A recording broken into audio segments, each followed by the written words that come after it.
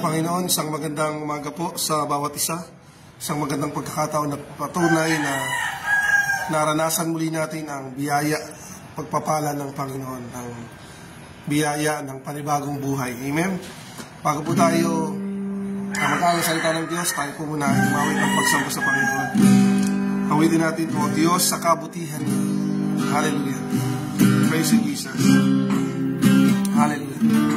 Tayo lahat, O Diyos, sa kabutihan niyo, kami naririto upang magpuri sa inyo. O Diyos, sa kabanalan niyo, nalulugod ako, buhay ay iaalay ko. Isa pa, O Diyos, sa kabutihan niyo, kami naririto upang magpuri sa inyo. O Diyos, sa kabanalan niyo, nalulugod ako, buhay ay iaalay ko. Inyo, maglilingkod ako, O Diyos, kay buti niyo. Magtatapat sa inyo, maglilingkod ako, O Diyos, kay buti niyo. O Diyos, kay buti niyo. O Diyos, kay buti niyo. Hallelujah. You're worthy to be praised, O God. Hallelujah, hallelujah, hallelujah. Hallelujah. Mataas po kayo sa aming kalagitnaan, O Diyos. Hallelujah. We worship you, Jesus. We glorify your name, O God. Hallelujah, hallelujah, hallelujah. Hallelujah, hallelujah. Praise you, Jesus. Praise you, Jesus. Hallelujah, hallelujah, hallelujah. Hallelujah. Thank you, Jesus. Hallelujah. Oh, we glorify your name, O God. Hallelujah, hallelujah, hallelujah. Praise you, Jesus. Hallelujah. Hallelujah. Tayo po'y manalangin sa Panginoon. Hallelujah. Salamat po sa pangalan ng Panginoong Jesus. At sa patuloy na pagsama ng Banal na Espiritu ay patuloy po kami lumalapit sa inyo ngayong umaga. Kinikilala po namin ang inyong ginagawa, O Diyos, sa buhay ng bawat isa sa aming Panginoon. Kinikilala namin yung panibagong biyaya, O Diyos, yung panibagong buhay na ipinagkakalob nyo sa bawat isa, O Diyos, na isang patunay na gaano man kahirap, gaano man kapagal yung aming mga katawan, gaano man kami kapagod, yung biyaya ay patuloy naming nararanasan na nanggagaling po sa inyo, O Diyos. Kaya samahan niyo po kami sa aming pong pagbubulay ng inyong mga salita. Patuloy po kayong mangusap sa amin, maging paalala po sa amin, at maging stepping stone po namin na malakaran namin, O Diyos, sa bawat araw ng aming buhay. Sa inyo namin patuloy na pinagtitiwala. Samahan niyo po kami, pangunahan niyo po kami sa makapangyarihang pangalan ng Panginoong Jesus. Ang lahat ay magsabi ng Amen. Purihin ng Panginoon. Magandang umaga po sa bawat isa. Tayo po ay mag-aaral ng salita ng Diyos at ang ating po pag-uusapan is about submission, no? Tingnan ho natin yung salita ng Diyos mula po sa aklat ng Numbers. Bilang chapter 9, verse 18 hanggang sa sumusunod po na talata. Sabi dito, itaas na natin ang kaunti, verse 17. Sabi dito, tuwing aalis ang ulap sa ibabaw ng toldang tipanan, ang mga Israelita ay nagpapatuloy ng kanilang paglalakbay. Kung saan ito tumigil, doon sila nagkakampo. 18. Nagpapatuloy sila o tumitigil sa paglalakbay ayon sa palatandaang ito ni Yahweh. Hindi sila lumalakad habang nasa ibabaw pa ng tabernakulo ang ulap. 19. Hindi sila lumalakad kahit magtagal pa ang ulap sa ibabaw ng tabernakulo. Hindi nila ang hudyat ni Yahweh. Hinihintay nila ang hudyat ni Yahweh. 20. Kung minsan, ang ulap ay ilang araw na nasa ibabaw ng tabernakulo, ayon sa kalooban ni Yahweh, sila'y nananatili sa kampo, at ayon din sa kalooban ni Yahweh, sila'y nagpapatuloy sa paglalakbay. 21. Kung minsan, isang gabi lamang ito sa ibabaw ng toldang tipanan, at kung minsan na may maghapon at magdamag. Kapag pumaitaas ang ulap, sila'y nagpapatuloy. 22. Kahit tumagal pa ito ng 2 araw, 1 buwan o mahigit pa, hindi sila lumalakad. Nagpapatuloy lamang sila kung pumataas na ang ulap sa ibabaw ng tabernakulo. 23. Nagpapatuloy nga sila o tumitigil sa paglalakbay ayon sa palatandaang ibinigay ni Yahweh. Makikita mo natin dito sa ating pong binasang talata. Ito po ay nung ang mga Israelita ay naglalakbay sa ilang sa wilderness after na sila makalaya sa kalupitan ng mga sa Ehipto, sila ay nakalaya. Ay makikita natin dito ang pangunguna, ang pagsama ng Diyos sa kanila sa pamamagitan ng ulap. Nakikita rito yung pag-care, yung pag-iingat ng Diyos sa kanyang mga lingkod sa pamamagitan ng ulap. Ngayon, ang una nating makita rito na gusto nating maging stepping stone natin at maging mapanghawakan po natin sa bawat araw ng buhay. Number 1 is, the right timing belongs to the Lord. The right timing belongs to the Lord. Ano po ang sabi diyan sa verse 20? Kung minsan ang ulap ay ilang araw na nasa ibabaw ng tabernakulo, ayon sa kalooban ni Yahweh, sila'y nananatili sa kampo, at ayon din sa kalooban ni Yahweh, sila'y nagpapatuloy sa paglalakbay. Hindi nila inaalintana ilang araw silang mag-i-stay sa isang lugar. Ilang araw, ilang oras, 2 araw, 1 gabi, 1 magdamag, o kung anumang araw yan, anong oras man yan, isa lang ang tiyak. Alam nila na ang tamang panahon ay nasa sa Panginoon. The right timing belongs to the Lord. May mga pagkakataon po ba sa buhay natin, parang lagi tayong nagmamadali? O may mga instances sa atin, meron tayong mga desisyon natin na ginagawa, o mga bagay na gustuhin natin, o mga bagay na hinihiling natin, o even sa ministry o sa gawain ng Panginoon. Minsan nakaka-create na tayo ng ano ba ang dapat natin gawin, ano ba ang programa natin sa loob ng iglesia. Minsan ay nakakapagplano tayo. No? Nakakalimutan natin na minsan ang tamang pagtatakda ay nasa sa Panginoon. Napakaganda po nito. Hindi sila umaalis, hindi nag-i-stay sila ron, mapailang araw man ito, ilang oras man ito, o magdamag man ito, ay hindi sila umalis. Kapag ang ulap pumaitaas, tiyak, aalis sila. Kapag sinabi ng Panginoong Jesus, let's go. Pag sinabi ng Diyos, pumunta tayo doon. Pag ang ulap ay bumago, tanda ng pagsama at pangunguna ni Yahweh, naglalakbay sila. Tumatayo sila. Iginikilos nila yung kanilang katawan. Iginagalaw nila yung kanilang, binibitbit nila yung kanilang mga bitbitin.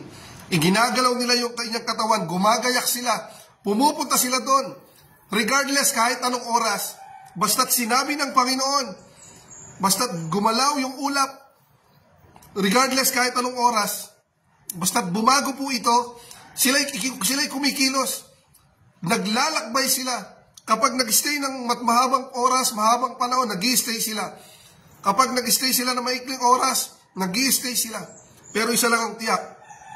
The right timing belongs to the Lord. Ipagtiwala natin sa Panginoon ang lahat ng ating sitwasyon, lahat ng ating balakin sa buhay po na ito. Lalo sa panahon natin ngayon na alam naman natin ang mga balita ay puro negative, no? Ang isang paraan para tayo ay makapagtagumpay at makapagpatuloy ay lagi nating iintahin ang pangunguna ng Diyos. Lagi nating isasangguni yung mga dapat nating gagawin, yung ating mga balakin, intahin natin ang pangunguna ng Panginoon. Verse 18 to 20, babasahin ko po. Nagpapatuloy sila o tumitigil sa paglalakbay ayon sa palatandaan ito ni Yahweh. Hindi sila lumalakad habang nasa ibabaw ng tabernakulo ang ulap.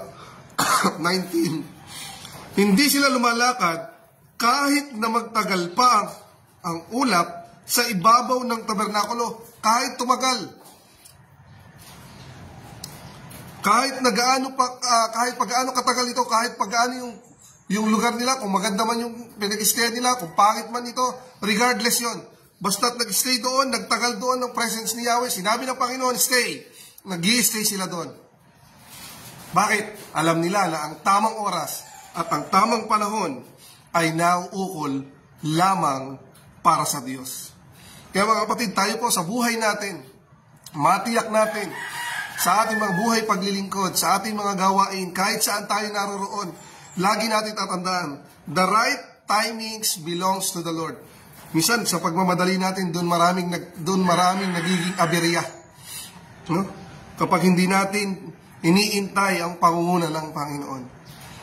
Hintayin po natin ang pangunguna ng Diyos. Number 2, na gusto kong tingnan natin dito ay, the right location belongs to the Lord. The right location belongs to the Lord. Yung una, the right timing belongs to the Lord. Number 2, the right location belongs to the Lord.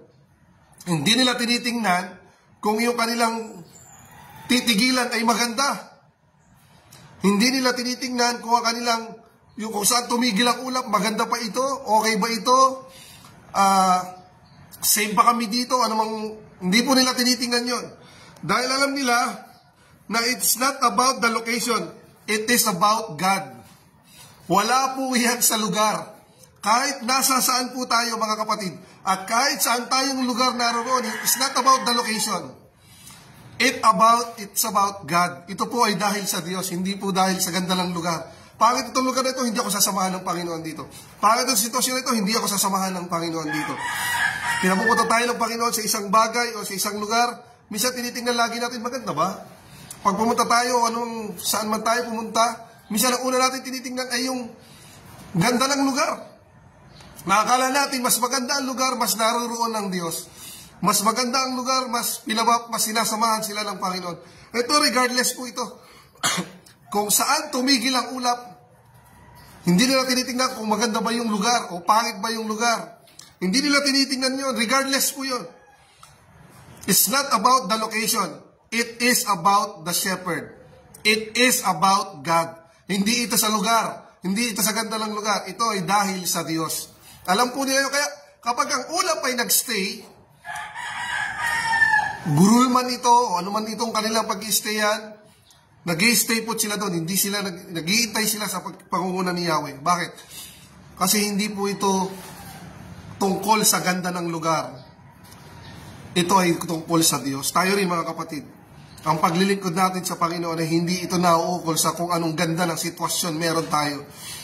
Yung bang sitwasyon natin ngayon ay smooth? O yung sitwasyon ba natin ngayon ay rough? Yung bang sitwasyon natin ngayon ay punong-puno tayo ng lubak? Yung sitwasyon ba natin, yung pinagdadaanan ko ba ngayon sa trabaho, sa pamilya, sa ministry o sa sarili man? Yung sitwasyon ba natin ngayon ay maganda, payapa, problema o anumang bagay? This is not about the problem. It is about God, mga kapatid.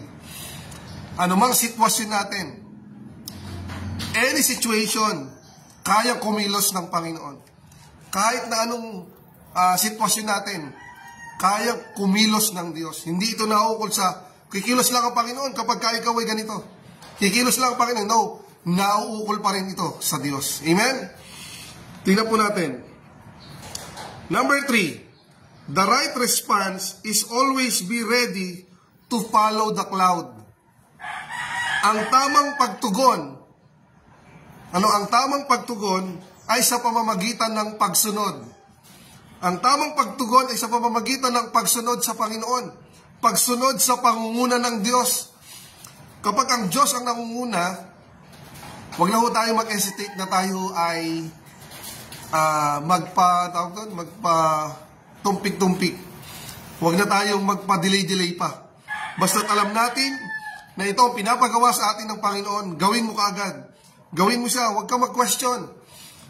Mahirap man ito, o parang hindi angkop sa gusto natin, kung ito yung sinasabi ng Panginoon, ang ating right response sa pangunguna ng Panginoon ay yung lagi tayong handang sumunod sa Kanyang pangunguna.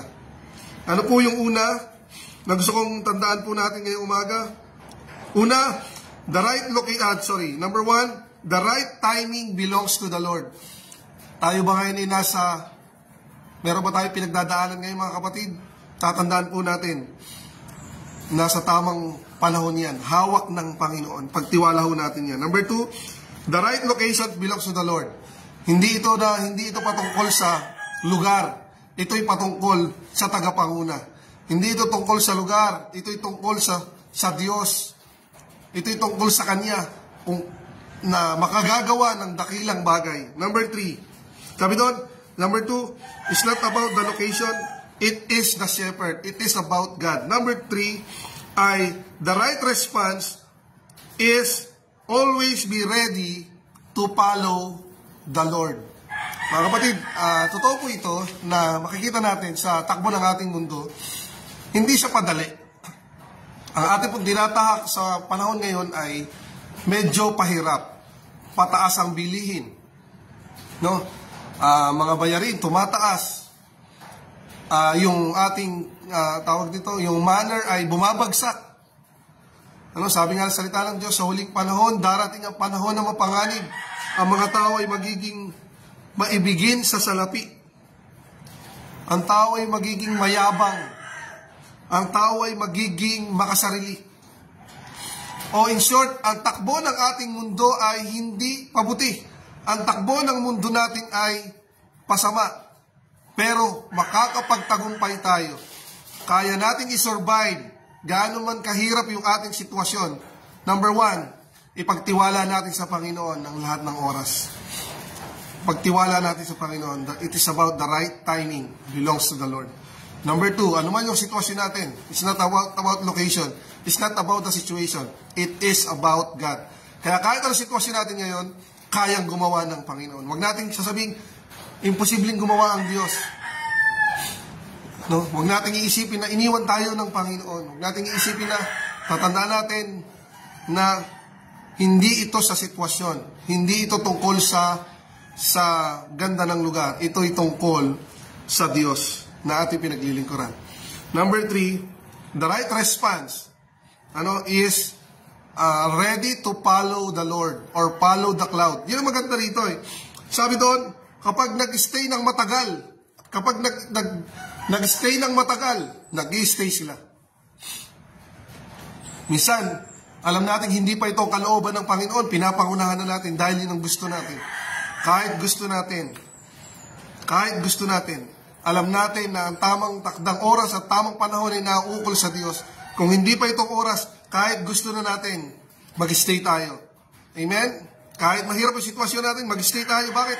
Hindi yan tungkol doon sa ganda ng sitwasyon mo. Kahit pa magtagal to. Ito ay patungkol sa kayang gawin ng Diyos. Number 2 ay kung papaano tayo magtatalaga ng buhay natin sa pangunguna ng Diyos sa panahon na mahirap ang ating sitwasyon. Mga kapatid. Sa pangunguna na mahirap, kung dumating sa punto na ito ang ating sitwasyon, mag-stay tayo doon. Alamin natin ang pangunguna ng Diyos. At kahit na magtagal siya doon, mag-stay tayo doon. Kasi kaya kumilos ng Panginoon sa ganoong sitwasyon. Amen? May mga pagkakataon po ba tayo sa buhay natin na mainipin tayo? O meron po bang mga pagkakataon na minsan ay pag may mabigat na sitwasyon, ang hiling kagad natin sa Panginoon ay maalis tayo dun sa ating pangit na sitwasyon? Baka ang kalooban pala ng Panginoon ay samahan ka na makapagtagumpay doon sa pangit na sitwasyon, pero ang panalangin mo ay alisin ka agad ng Panginoon itong sitwasyon ko na ito. Minsan tayo ganun, pag may pagsubok tayo, pag may problema tayo, pag tayo nanalangin sa Panginoon, ang gusto kagad ng direkta ng prayer natin ay, Lord, alisin mo po sa akin itong pagsubok na ito. Lord, alisin mo po sa akin ito. Pero ang plano pala ng Panginoon, dumaan ka doon. Ang plano pala ng Panginoon, sasamahan ka doon. So, ang dapat palang prayer natin, Panginoon, tulungan mo ako sa problema ko. Kung kalooban po ninyo na makalampas yung problema ito, be it. Pero kung kalooban po ninyo ay mag-stay at dumaan ako sa proseso na ito, samahan po ninyo ako. Samahan niyo po ako, Panginoon. Lagi natin gawin panalangin po ito. Kapag meron tayong pinagdidesisyonan, kailangan natin magdesisyon, hilingin natin sa Panginoon, Panginoon, samahan niyo po ako. Kasi ang tamang panahon at tamang oras, kayo lang ang nakakaalam. Samahan niyo po ako.